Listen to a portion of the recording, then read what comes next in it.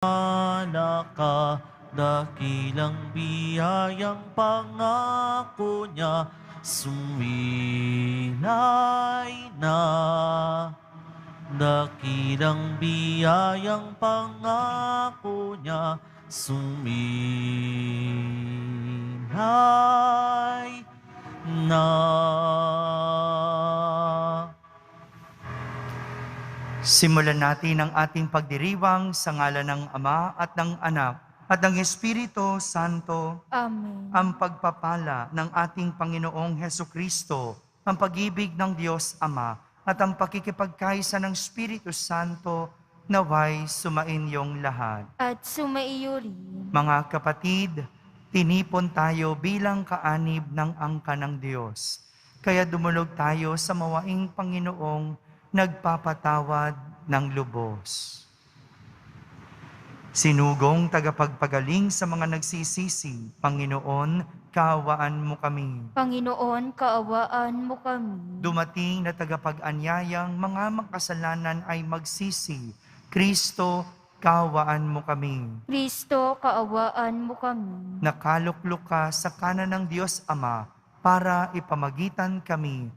Panginoon, kaawaan mo kami. Panginoon, kaawaan mo kami. Kaawaan tayo na makapangyarihang Diyos, patawarin tayo sa ating mga kasalanan at patnubayan tayo sa buhay na walang hanggan. Amen.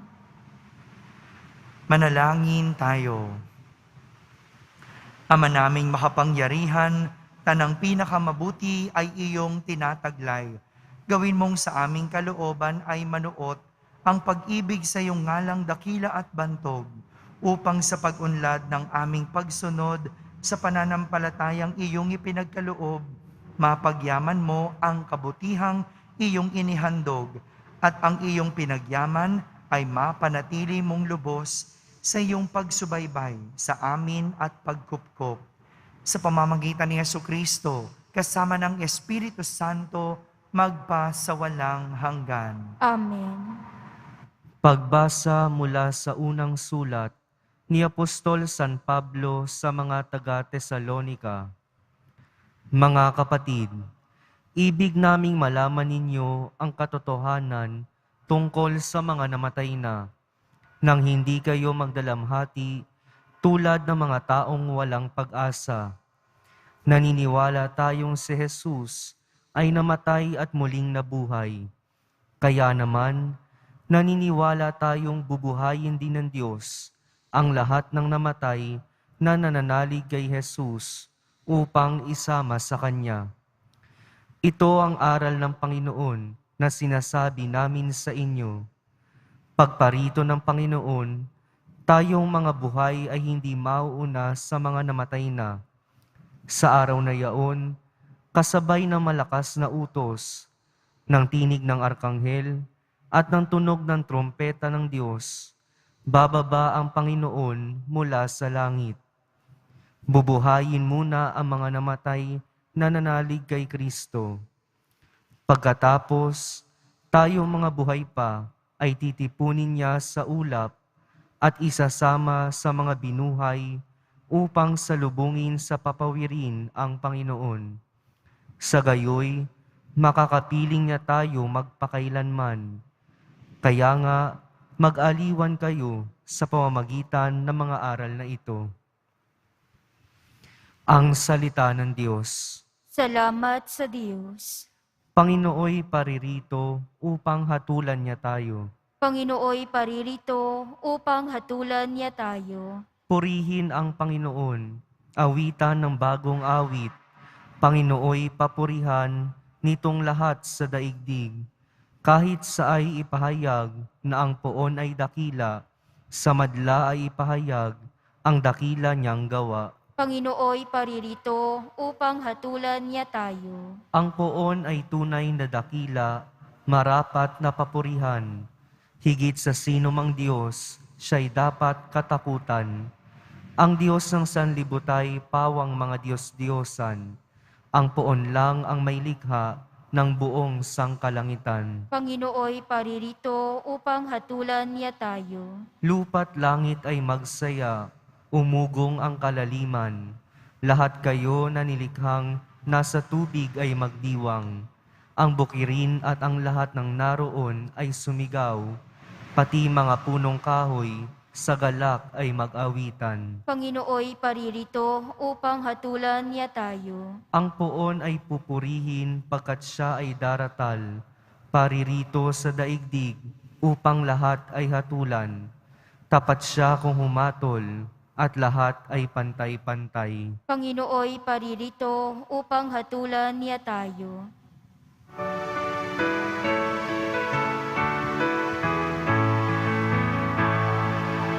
Alleluia, alleluia,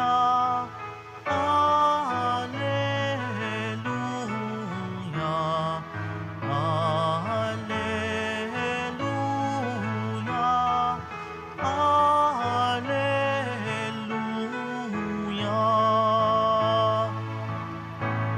Ikaw, Kristo, ay sinugo upang sa dukhay magturo, magpalaya sa bilanggo. Alleluia, alleluia, alleluia, alleluia.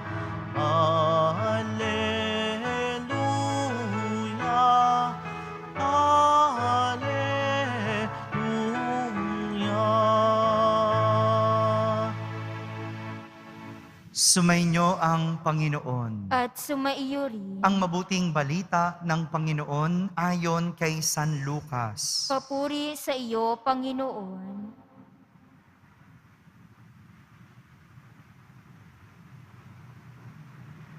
Noong panahong iyon, umuwi si Jesus sa Nazaret sa kaniyang nilakhan. Gaya ng kaniyang kinagawian, pumasok siya sa sinagoga ng araw ng pamamahinga. Tumindig siya upang bumasa at ibinigay sa kanya ang aklat ni Propeta Isaías. Binuksan niya ang aklat sa dakong kinasusulatan ng ganito: Sumasa akin ang Espiritu ng Panginoon sapagkat hinirang niya ako upang ipangaral sa mga dukha ang mabuting balita. Sinugo niya ako upang ipahayag sa mga bihag na sila'y lalaya at sa mga bulag na sila'y makakakita, upang bigyang kaluwagan ang mga sinisiil at ipahayag ang pagdiligtas na gagawin ng Panginoon. Nilulun niya ang kasulatan at matapos isauli sa tagapaglingkod, siya'y naupo. Nakatitig sa kanya ang lahat ng nasa sinagoga at sinabi niya sa kanila, natupad ngayon ang bahaging ito ng kasulatan samantalang nakikinig kayo. Pinuri siya ng lahat at namangha sa kanyang napakahusay na pananalita. Hindi ba ito ang anak ni Jose? Tanong nila. Kaya't sinabi ni Jesus, walang pagsalang babanggitin ninyo sa akin ang kawikaang ito. Doktor, gamutin mo ang iyong sarili. Sasabihin din ninyo sa akin, gawin mo naman sa iyong sariling bayan ang mga nabalitaan naming ginagawa mo sa Capernaum. At nagpatuloy ng pagsasalita si Jesus. Tandaan ninyo, walang propetang kinikilala sa kanyang sariling bayan. Ngunit, sinasabi ko sa inyo, maraming babaeng balo sa Israel noong kapanahunan ni Elias nang hindi umulan sa loob ng 3 taon at kalahati at nagkaroon ng matinding tagutom sa buong lupain. Subalit, hindi sa kanino man sa kanila pinapunta si Elias, kundi sa isang babaeng balo sa Serepta, sa lupain ng Sidon. Sa dinami-dami ng mga ketongin sa Israel noong kapanahunan ni Eliseo, walang pinagaling isa man sa kanila. Sinaaman pang taga-Syria ang pinagaling. Galit na galit ang lahat ng nasa sinagoga nang marinig ito, nagtindigan sila at pinagtabuyan siyang palabas sa taluktok ng burol na kinatatayuan ng bayan upang ibulid sa bangin. Ngunit dumaan siya sa kalagitnaan nila at umalis. Mga kapatid, ang mabuting balita ng Panginoon. Pinupuri ka namin, Panginoong Heso Kristo. Natupad ngayon ang bahaging ito ng kasulatan, samantalang nakikinig kayo. Ito yung sinabi ni Jesus sa lahat ng tao. At ito rin yung mga salitang ikinagalit ng mga tao kay Jesus. Nagalit ang mga tao dahil sa mga salitang ito ni Jesus. Teka muna, ano bang nakakagalit doon? Ano bang masama sa sinabi ni Jesus? May problema ba doon? May masama ba doon? May hindi ba tama doon? Pagkatapos kasing basahin ni Jesus ang kasulatan na sinulat ni Propeta Isaías, saka sinabi ni Jesus ang mga salitang iyon. Yung binasa ni Jesus ay isang pagsasalarawan sa mga gagawin ni Jesus. Yung isinulat sa kasulatan ay isang pagsasalarawan sa misyon ni Jesus. Ito naman talaga yung totoong mangyayari. Ito rin yung totoong gagawin ni Jesus. Gagamutin niya ang mga may sakit. Ang mga bulag, makakakita. At magkakaroon ng kaluwagan ang mga tao. Ito naman talaga yung sinasabi ng kasulatan at ito rin ang gagawin ni Jesus. Kaya nga, ang sabi niya, natupad ngayon ang bahaging ito ng kasulatan, samantalang nakikinig kayo.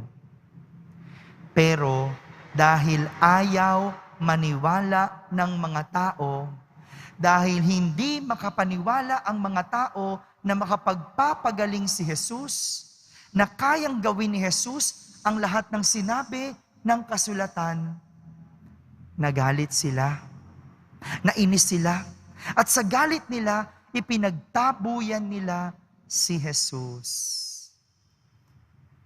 Kung minsan, hindi ba ganito rin naman tayong mga tao? Kapag mayroong nagsasalita sa atin at hindi natin nagustuhan, nagagalit tayo. Lalo na kung mabuting balita ito.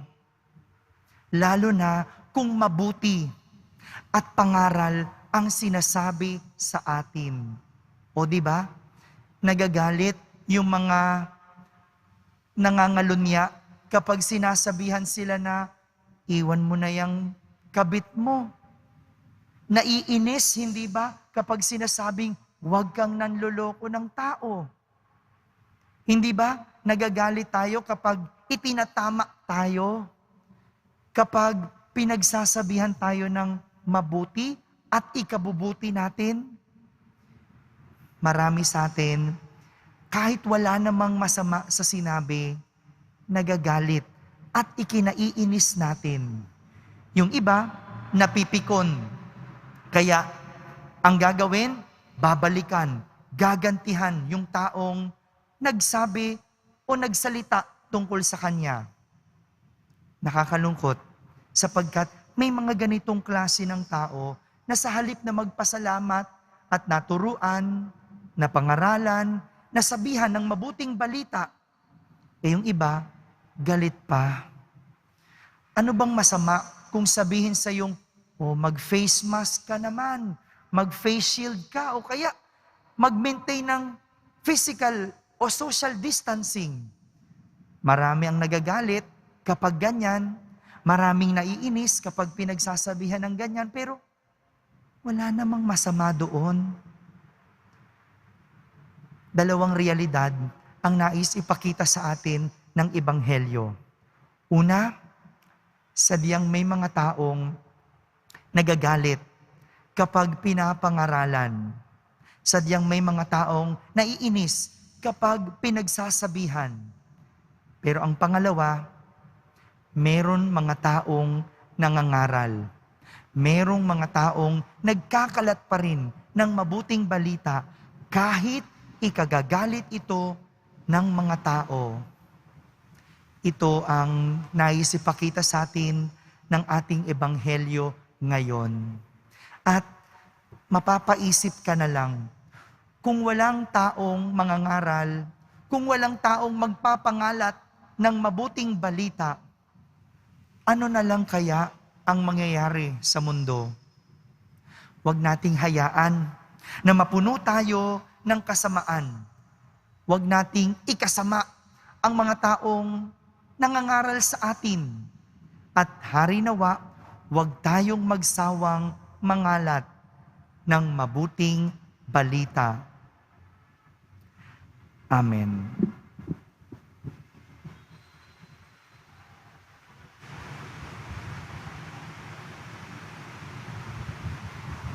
Minamahal ko mga kapatid, tinanggihan si Jesus ng sarili niyang mga kababayan. Tanggapin natin siya ng may pananampalataya at manalangin tayo sa kanyang pangalan. Ating sambitin sa bawat panalangin, Panginoon, pumarito ka, taglay ang aming kaligtasan. Panginoon, pumarito ka, taglay ang aming kaligtasan. Ang mga pinuno ng simbahan, naway ipahayag ng may katapangan at isabuhay ng may paninindigan ang salita ng Diyos. Manalangin tayo. Panginoon, pumarito ka, taglay ang aming kaligtasan. Sa pamamagitan ni Kristo sa atin, naway mapagtanto ng sandaigdigan ang bukal ng tunay na karunungan. Manalangin tayo. Panginoon, pumarito ka, taglay ang aming kaligtasan. Ang mga Kristiyanong magulang, naway maging matatag sa pagsunod kay Kristo na siyang daan, katotohanan at buhay. Manalangin tayo. Panginoon, pumarito ka, taglay ang aming kaligtasan. Ang mga may sakit na nabibigatan sa buhay, naway madama ang presensya ng Diyos sa pamamagitan ng pag-aaruga at malasakit ng kanilang mga pamilya. Manalangin tayo. Panginoon, pumarito ka, taglay ang aming kaligtasan. Ang mga tapat na yumao, naway tumanggap ng kaligayahang walang hanggang buhay. Manalangin tayo. Panginoon, pumarito ka, taglay ang aming kaligtasan. Sa katahimikan, ating ilapit sa Diyos ang ating mga pansariling kahilingan.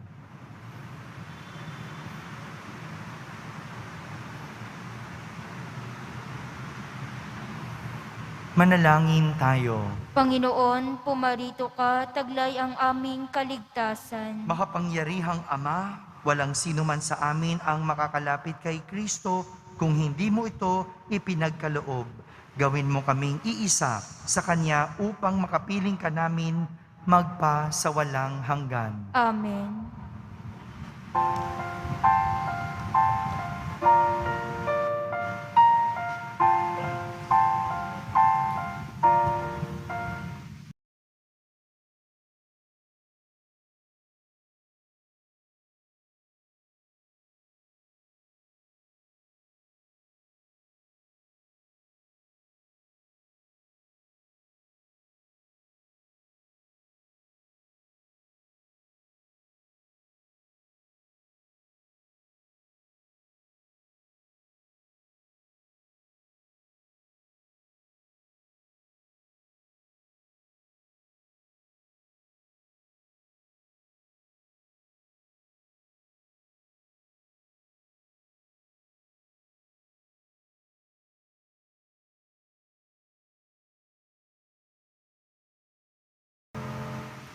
Manalangin kayo mga kapatid upang ang paghahain natin ay kalugdan ng Diyos amang makapangyarihan. Tanggapin nawa ng Panginoon itong paghahain sa iyong mga kamay, sa kapurihan niya at karangalan sa ating kapakinabangan, at sa buong sambayanan niyang banal. Ama naming lumikha, Ang banal na paghahain ay lagi nawang magdulot ng iyong pagbabasbas na sa amin ay tumutubos, upang ang ginaganap mo sa aming pagdiriwang ay maging lubos na pagkakaloob ng iyong pagmamahal. Sa pamamagitan ni Jesucristo, kasama ng Espiritu Santo, magpa sa walang hanggan. Amen. Sumainyo ang Panginoon. At sumaiyo rin. Itaas sa Diyos ang inyong puso at diwa. Itinaas na namin sa Panginoon. Pasalamatan natin ang Panginoong ating Diyos. Marapat na siya'y pasalamatan. Ama naming makapangyarihan, tunay ngang marapat na ikaw ay aming pasalamatan. Sa iyong paglingap at kagandahang loob, ang tao'y nilikha mo at pinangasiwa sa sansinukob. Sa hangad mong siya'y iwastong lubos, siya'y pinagdusa mo sa kanyang pagtalikod. Sa iyong paggiliw, iyong ipinahintulot na makabalik siya sa pamamagitan ni Kristo Jesus. Kaya kaysa ng mga anghel na nagsisiawit ng papuri sa iyo ng walang humpay sa kalangitan, kami nagbubunyi sa iyong kadakilaan. Santo, Santo, Santo, Panginoong Diyos ng mga hukbo, napupuno ang langit at lupa ng kadakilaan mo, o sana sa kaitaasan, pinagpala ang naparirito sa ngalan ng Panginoon, o sana sa kaitaasan. Ama naming banal, ikaw ang bukal ng tanang kabanalan. Kaya't sa pamagitan ng iyong Espiritu, ay gawin mong banal ang mga kaloob na ito, upang para sa amin ay maging katawan at dugo ng aming Panginoong Hesukristo. Bago niya pinagtiis ang kusang loob na maging handog, hinawakan niyang tinapay, pinasalamatan kanya, pinaghati-hati niya iyon, iniabot sa kanyang mga lagad at sinabi, "Tanggapin ninyong lahat ito at kanin, ito ang aking katawan na inihahandog para sa inyo."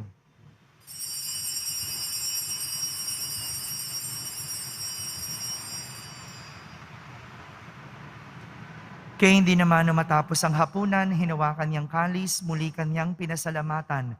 Iniabot niya ang kalis sa kanyang mga lagad at sinabi, "Tanggapin ninyong lahat ito at inumin. Ito ang kalis ng aking dugo, ng bago at walang hanggang tipan. Ang aking dugo na ibubuhos para sa inyo at para sa lahat sa ikapagpapatawad ng mga kasalanan. Gawin ninyo ito sa pag-alaala sa akin."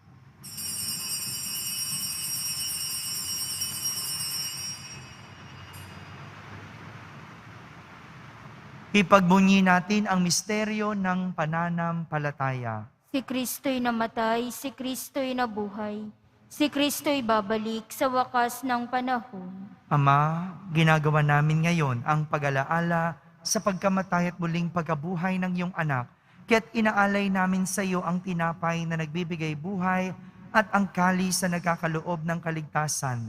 Kami nagpapasalamat dahil kami iyong minarapat na tumayo sa harap mo para maglingkod sa iyo. Isinasamo namin kaming magsasalo-salo sa katawan at dugo ni Kristo ay mabuklod sa pagkakaisa sa pamamagitan ng Espiritu Santo.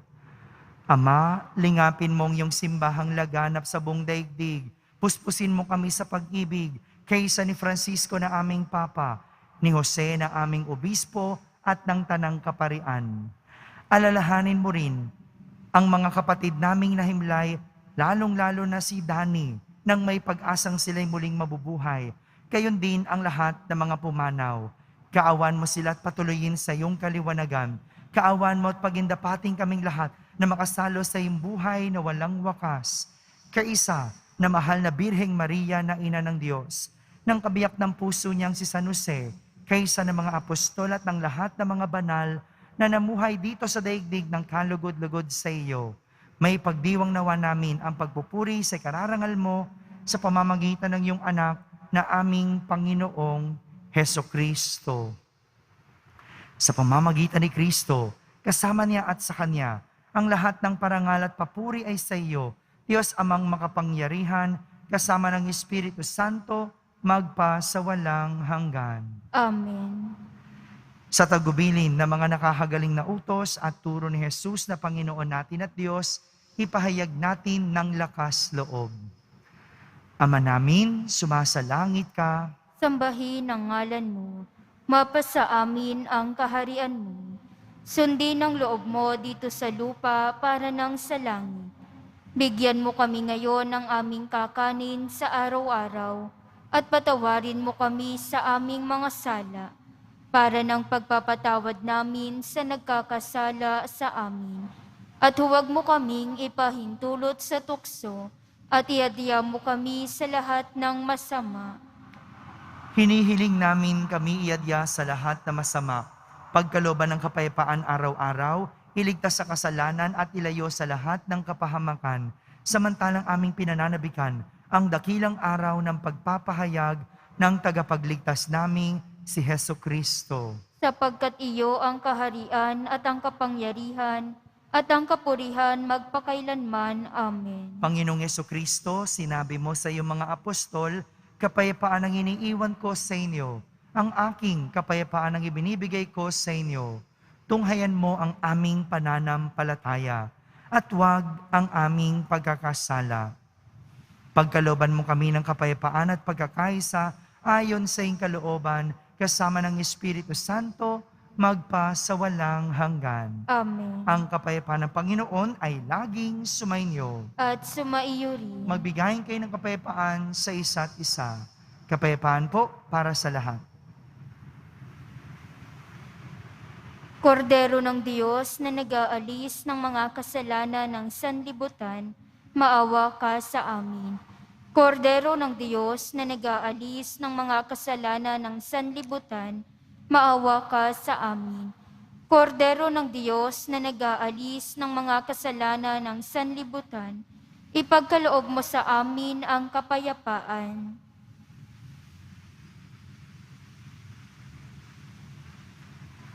Ito ang kordero ng Diyos. Itong nag-aalis sa mga kasalanan ng sanlibutan.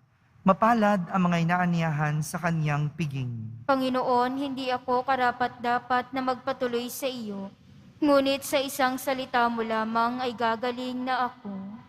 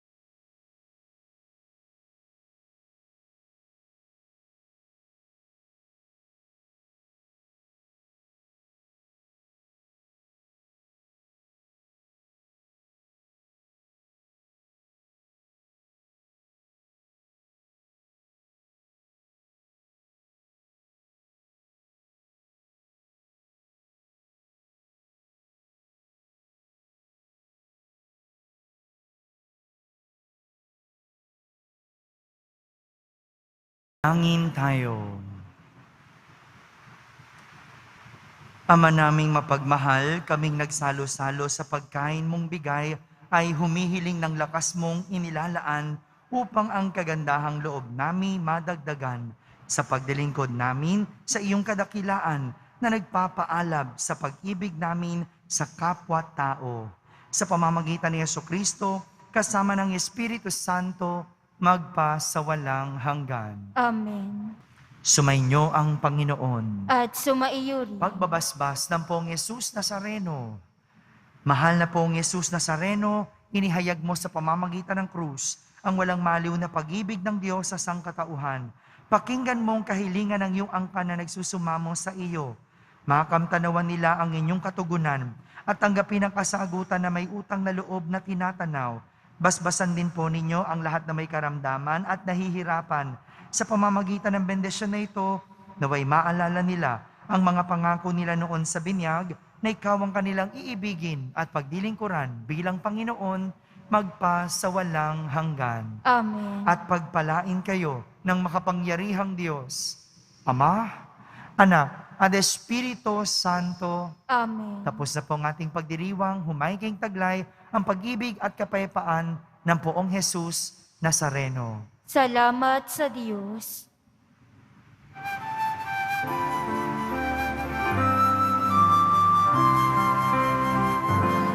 Nuestro Padre Jesús, Nazareno, sinasamba ka namin. Pinipintuho ka namin, aral mo ang aming buhay at kaligtasan. Nuestro Padre Jesus Nazareno, iligtas mo kami sa kasalanan. Ang krus mong kinamatayan ay sagisag ng aming kaligtasan. Nuestro Padre Jesus Nazareno, dinarangal ka namin. Nuestro Padre Jesus Nazareno, niluluwalhati ka namin. Nuestro Padre Jesus Nazareno, dinarangal ka namin.